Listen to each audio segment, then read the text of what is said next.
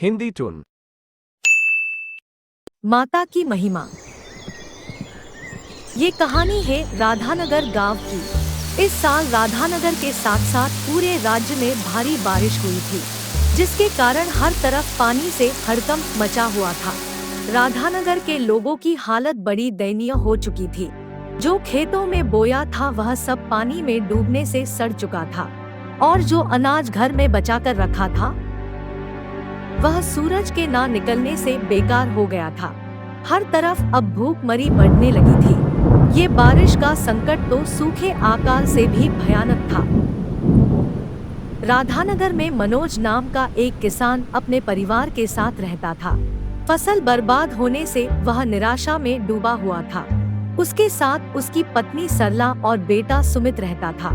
सरला को अपने पति मनोज को इस तरह हारा हुआ देखना मंजूर नहीं था। सरला भगवान पर आस्था रखने वाली महिला थी।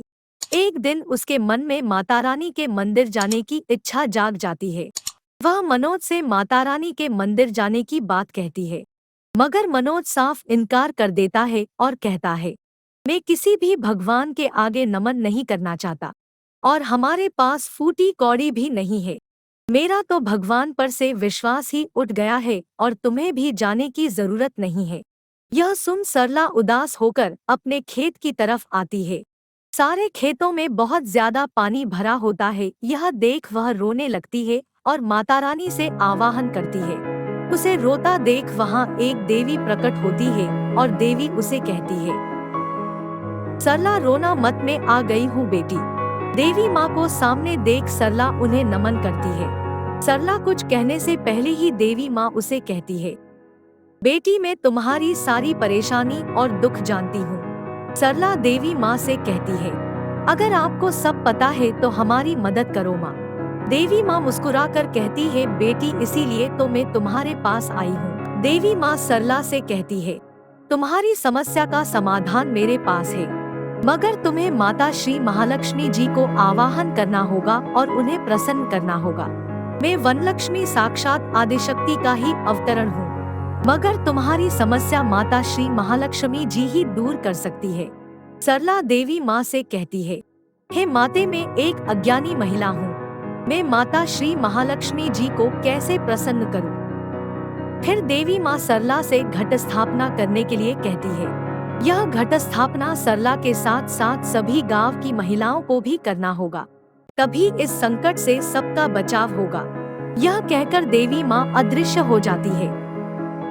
कुछ दिनों में ही नवरात्रि उत्सव शुरू होने वाला होता है। सरला गांव की सभी महिलाओं को यह बात समझाती है। सरला के साथ साथ गांव की सभी महिला अपने घरों में घट स्थापना की तैयारी शुरू करती है। सरला गीली मिट्टी में गेहूं मिलाकर गोल गारा बनाती है और उस पर एक कलश में पानी भरकर बड़े भक्ति से सजाती है। सरला सुबह शाम श्री महालक्ष्मी जी की पूजा और व्रत भी करती है।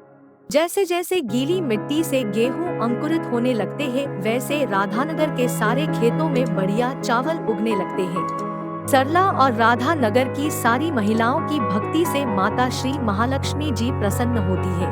माता की कृपा से चारों ओर हरियाली छा जाती है। यह सब देख मनोज भावुक हो जाता है और सरला से माफी मांगता है, साथ में सरला को धन्यवाद देता है। राधानगर गांव में हर तरफ चर्चा होने लगती है, क्योंकि राधानगर और उसके आसपास का जो भी खेती लायक क्षेत्र है उसमें चावल की खेती कभी किसी ने नहीं की थी, मगर अब बढ़िया धान उग आया था। सब लोग अचंभित थे और खुश भी। इसी तरह राधानगर के सारे पुरुष गांव की सभी महिलाओं का आभार व्यक्त करते हैं, क्योंकि घट स्थापना एवं महिलाओं की दृढ़ इच्छा और सच्चे भक्ति से माता श्री महालक्ष्मी जी प्रसन्न हुई थी। सरला और मनोज गांव के सभी लोगों को यह बात समझाते हैं कि यह सब माता श्री महालक्ष्मी का आशीर्वाद है। अब इसके आगे हमें हर साल घट स्थापना घर घर में करनी होगी और माता श्री महालक्ष्मी जी का मंदिर बनाकर दशहरे के दिन उत्सव मनाना होगा, ताकि माँ की कृपा हम पर बनी रहे। कुछ दिनों में ही अच्छी फसल होती है और उस फसल से सभी को अच्छा धन लाभ भी होता है। यही है घट स्थापना का महत्व, जिससे आपके जीवन को माता श्री महालक्ष्मी जी खुशियों से भर देती है।